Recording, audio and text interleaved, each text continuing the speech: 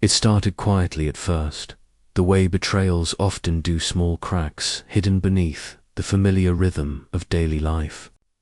I remember the exact day I found out my ex had been unfaithful. The realization hit like a sharp winter wind, chilling everything it touched.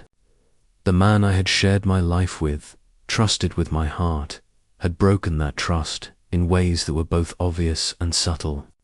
The details, as devastating as they were, seemed almost secondary to the underlying truth. The foundation of our relationship had shifted, and I had to figure out how to survive the tremors.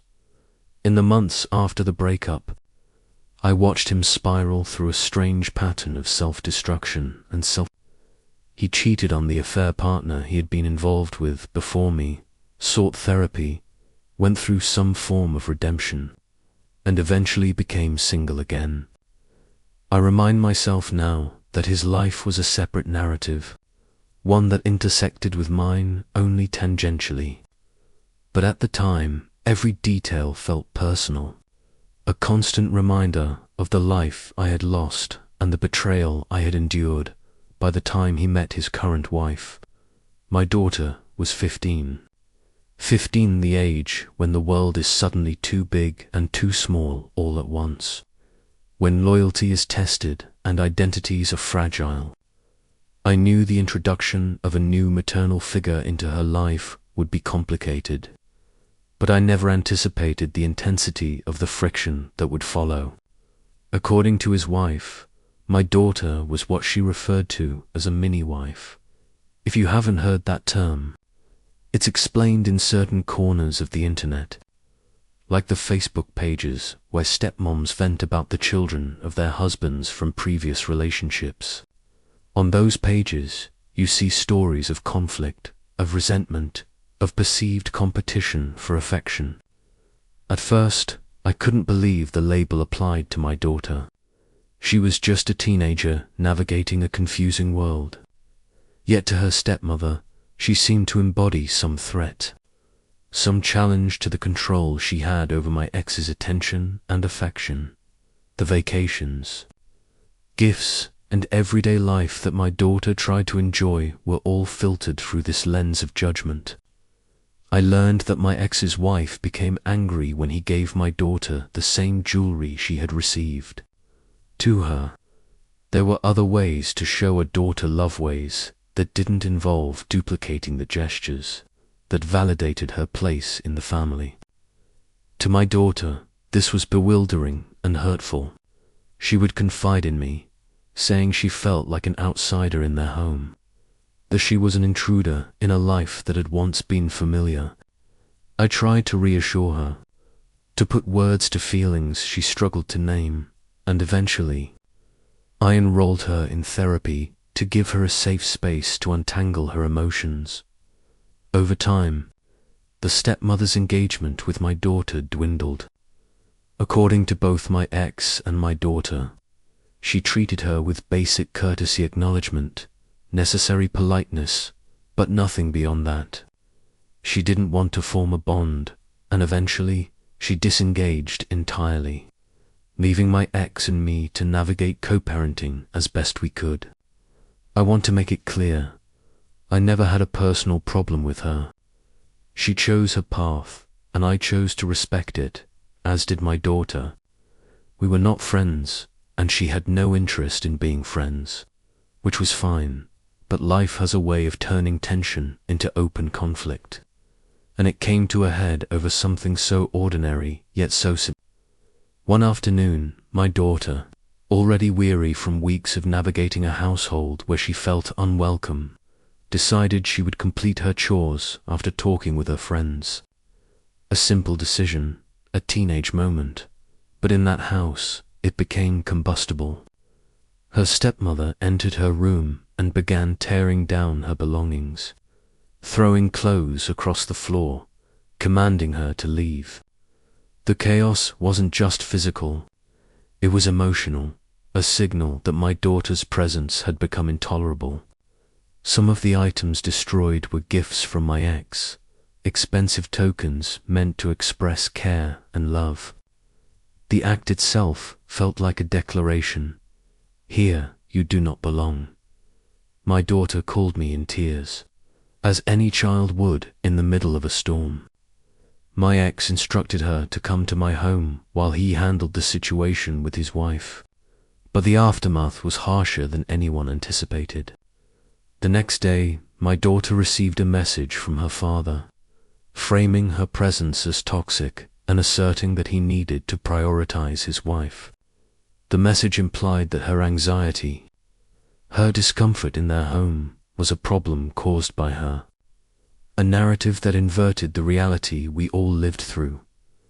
I wrestled with conflicting emotions, concern for my daughter's well-being, disappointment in her father's handling of the situation, and a cautious respect for the boundaries he set. It was during this period that she turned 18, a milestone that, ironically, made it simpler for him to sever contact completely. Over time, our daughter tried reaching out, seeking the bond that had been severed abruptly, but each attempt was met with silence or deflection. I suspected there had been a deliberate search for a reason to justify ending contact, a pretext to avoid confrontation and maintain a neat narrative of putting the spouse first, even now. Months later, I learned from my ex's parents that they were planning to move to another city, further entrenching the physical and emotional distance. I kept my daughter informed but remained vigilant, aware that any interference could be interpreted as meddling, and I wanted to preserve her agency in choosing her relationships.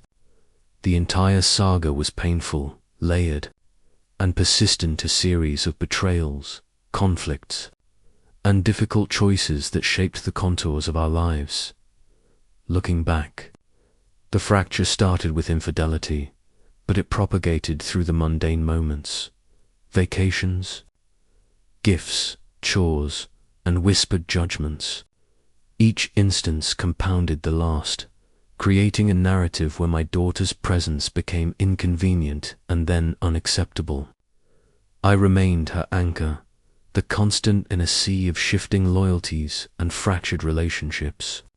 And while I could not control her father or his wife, I could ensure she felt seen, heard, and loved. The emotional labor was immense, but it was necessary.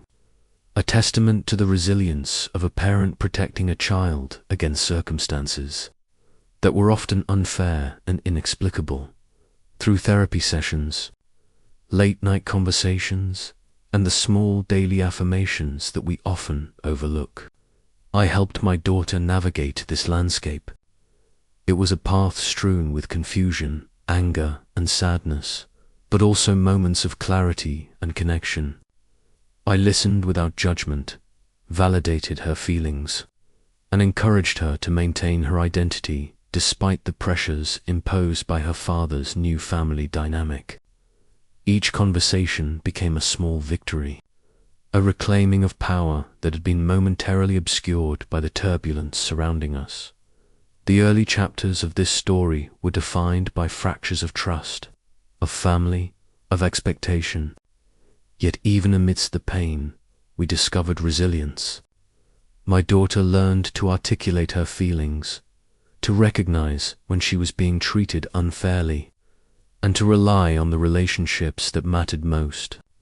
I, too, learned that love in the aftermath of betrayal requires patience, courage, and the willingness to let go of control over what cannot be changed. The tension with my daughter's stepmother deepened as time passed, crystallizing into a dynamic that was both exhausting and heartbreaking to witness. My daughter's stepmom seemed to operate on a constant calculation. Every gesture, every gift, every moment of attention had to be measured, weighed, and justified. If my ex bought my daughter the same necklace or bracelet that he gave his wife, it wasn't a harmless act of affection, it was an affront, a competition in the silent, unwritten rules of their blended family. From the outside, it might seem petty, but from my daughter's perspective, It was a constant reminder that she didn't belong, that her place in the house was always provisional, always subject to scrutiny. My daughter's words during our conversations echoed with the rawness of teenage pain. "I feel like an outsider, Mum," she would say, her voice a fragile mixture of resignation and frustration. "Like I'm just visiting someone else's life." Those moments pierced me, and I struggled with a gnawing sense of helplessness. No matter what I said or did, the environment she was thrust into remained hostile. Therapy helped her process her feelings, and I tried to offer perspective, but there were limits to what I could protect her from.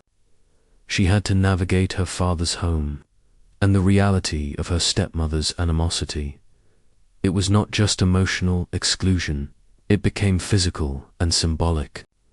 Her stepmother's behavior at home set boundaries so rigid they bordered on punitive. The chores incident was the most blatant example, though certainly not the only one. My daughter, wanting only to finish a conversation with her friends before completing her tasks, was met with explosive anger. Her stepmom invaded her personal space, tearing apart her room, discarding clothes, and shouting orders for her to leave. Expensive gifts and items my ex had given items that were tangible expressions of love and family connection were broken, tossed, or otherwise destroyed. The siblings watched, witnessing the chaos, and my daughter was left feeling powerless, humiliated, and unsafe.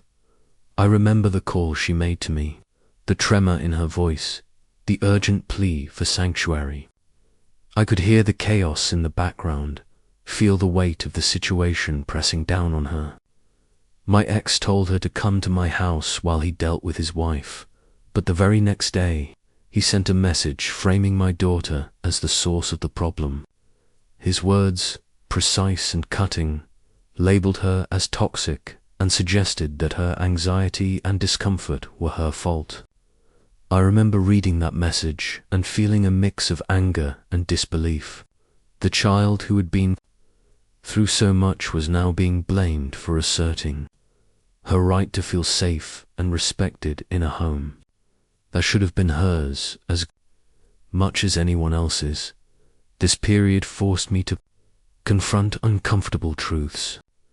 The co-parenting relationship I had with my ex had always been complicated, but now it required a delicate balance between asserting my daughter's needs and respecting boundaries set by her father. I did not want to overstep, yet I could not stand by as my daughter was mistreated. The line between intervention and intrusion blurred constantly, each decision heavy with consequence.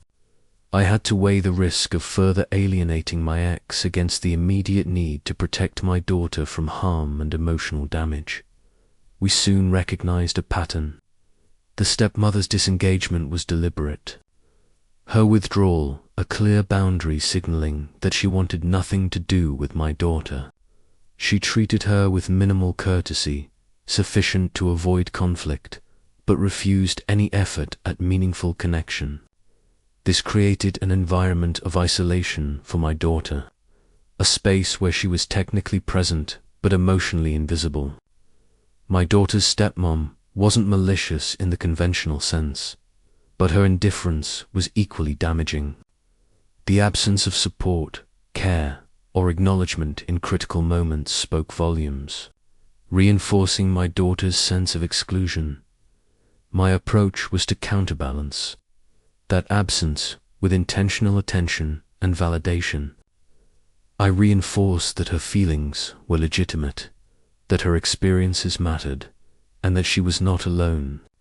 Therapy sessions became a sanctuary, a place where she could untangle the conflicting emotions of love for her father and frustration toward his family's dynamics. We discussed coping strategies, ways to assert her boundaries, and methods to protect her emotional health without escalating conflict.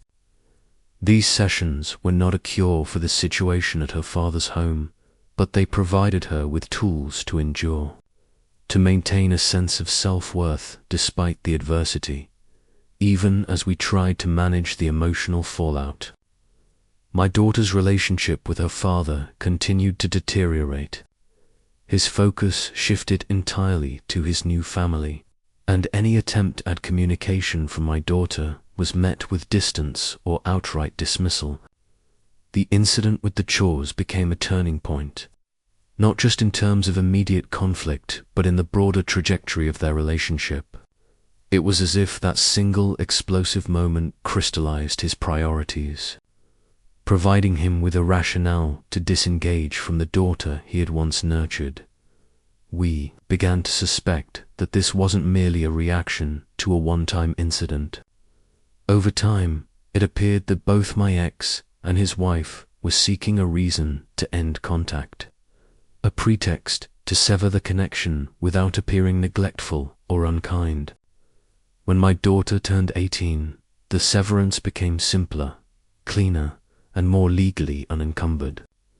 She attempted outreach, seeking the relationship that had been abruptly dismantled, but the responses were minimal, evasive, or non-existent. Each unanswered message, each ignored attempt, reinforced her growing understanding. The family she had once known was now choosing a different narrative, one in which she no longer had a place. Throughout this period, I had to navigate my own emotions carefully. Anger, frustration, and protective instincts were constant companions, but I had to modulate my response. I did not want to appear as though I was manipulating the situation or undermining her father. At the same time, I could not allow my daughter to internalize the blame for the rejection and hostility she experienced. It became a delicate dance, advocating for her, supporting her, and giving her the tools to stand strong, all while maintaining a neutral front that preserved her sense of agency. We also observed the indirect consequences of this disengagement. Her stepmother's hostility and her father's abdication of responsibility contributed to a sense of instability in my daughter's perception of family and trust. She wrestled with feelings of abandonment, frustration, and confusion, and it became clear that the emotional landscape she was navigating would have long-term implications. I remained vigilant, emphasizing communication, empathy, and emotional literacy, striving to equip her with the resilience necessary to endure and eventually transcend the situation. By the time the dust settled, the house that once held memories of family and stability had become a place of tension, exclusion, and unspoken rules. The gifts, vacations, and daily interactions that could have built bonds instead became markers of alienation. Yet, amidst the chaos, my daughter and I forged a different kind of bond, one defined by mutual understanding, shared resilience, and unwavering support. We learned to navigate the complex interplay of love, loyalty, and betrayal, discovering that even when others withdraw, the connections we choose to nurture can provide profound strength. The final severance, when it came, felt both sudden and inevitable. By the time my daughter turned 18, the practical and legal complications of cutting contact had eased for her father, making it simpler for him to enact the distance he had long been cultivating. Yet, even as he drew boundaries, I could not help but feel the sting of injustice, not for myself, but for my daughter, who had endured emotional neglect, verbal disparagement, and a household that no longer felt like her own.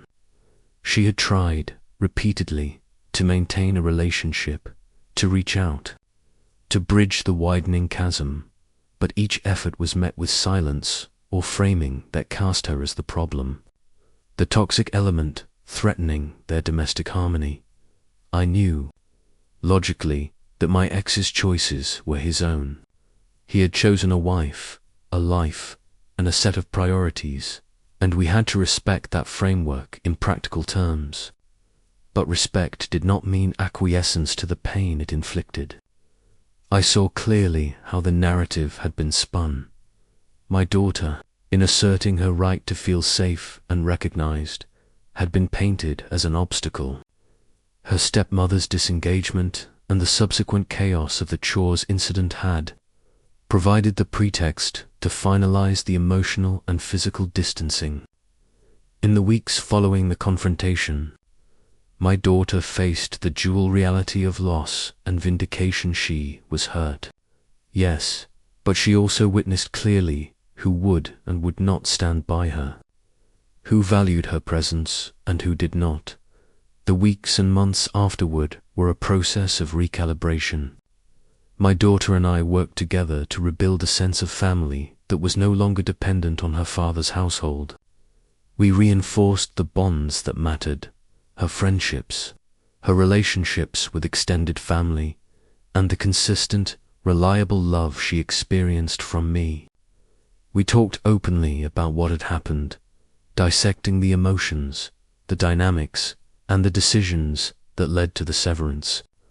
I wanted her to understand that the fault did not lie with her, that she was not toxic, and that her feelings of exclusion were valid and deserved acknowledgement. There were moments of lingering hurt, messages left unanswered, birthdays marked in absence rather than presence, and the quiet hum of normal life proceeding without hurt was difficult for her to process. She had grown accustomed to a vision of family that included her father, and adjusting to a reality where he was no longer accessible required emotional labor. Therapy continued to be a cornerstone of her support system, providing a safe space to explore anger, grief, and confusion. Each session reinforced her sense of self and helped her articulate boundaries, fostering a confidence that the household dynamics she endured had ultimately no power to diminish. Through it all, I tried to maintain clarity and perspective. I did not want my daughter to internalize resentment in ways that would harm her long-term development, but I also wanted her to recognize the consequences of the choices others made. Her father's and stepmother's disengagement, while painful, offered a learning opportunity, a stark illustration of how adults may prioritize their relationships and desires, sometimes at the expense of fairness or emotional responsibility.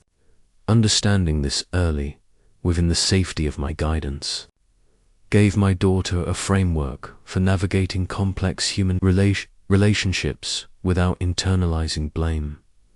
The news that they were moving to another city months later added another layer of finality. Physical distance mirrored the emotional severance that had already taken place. I could see how this move symbolized the closing of a chapter, a deliberate effort to solidify boundaries and prevent further attempts at reconciliation. For my daughter, it was a confirmation that the relationship with her father was no longer a viable connection, and for me, it was a cue to focus on fostering her independence and resilience. There was also the shadow of legal threats, which hung over the situation in an uncomfortable way. My ex mentioned the possibility of restraining orders and removing my daughter from his will if she continued to reach out. These were extreme measures, yet they served as a clear signal of how far the disengagement extended. While I never wanted to interfere with legal matters, the looming threat of punitive actions added urgency to our need for stability, communication, and emotional support. We had to move carefully, ensuring that my daughter's rights, feelings, and sense of self were protected even in the face of these pressures. The process of severance was not just a single event, but a continuum. It began with small exclusions, escalated through direct conflict, and culminated in a formalized distance marked by silence, avoidance, and legal posturing. Each stage had its own emotional cost, and each required careful navigation. What stood out most was my daughter's resilience, the way she learned to assert her identity and preserve her dignity amidst a system that repeatedly tried to diminish her presence. She emerged from the experience with a clearer understanding of her worth and an appreciation for relationships that were rooted in respect, care, and mutual acknowledgement. Looking back, I recognize that the situation with my ex and his wife was never entirely about us. It was about their own needs, priorities, and insecurities. My daughter's presence in their household was secondary, a circumstance to be managed rather than nurtured. Accepting this was difficult, but it allowed us to focus on what mattered: the relationships we could control, the emotional foundations we could reinforce, and the personal growth that emerged from navigating adversity. Ultimately, the experience forged a new understanding of family, loyalty, and resilience.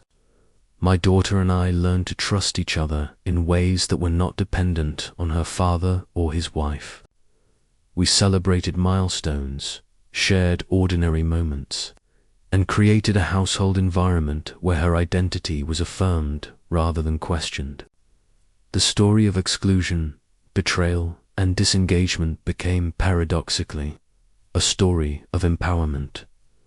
The final severance may have been painful, but it was also clarifying.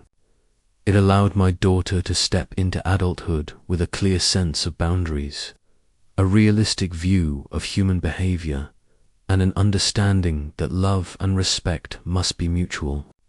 It reinforced the importance of emotional support, open communication, and parental presence that is consistent and affirming.